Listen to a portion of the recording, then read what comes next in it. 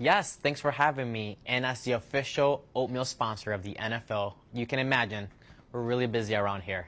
So we're celebrating in multiple ways. First of all, we're kicking off our Quaker Pregrain tour with the NFL, and we'll be visiting cities and stadiums to showcase our Quaker food trucks, which will be giving out samples for consumers to try from recipes out of what we're calling our Quaker Playbook.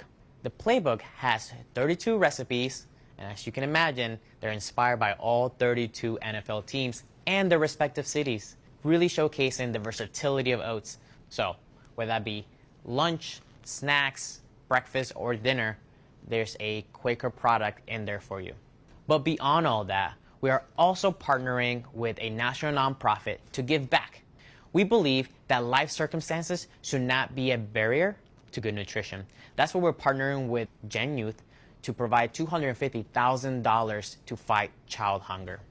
Something else that we're doing as the weather gets colder this fall season is we're continuing to roll out new product. This time around, we're excited to showcase our new Quaker Oat Fruit Fusion.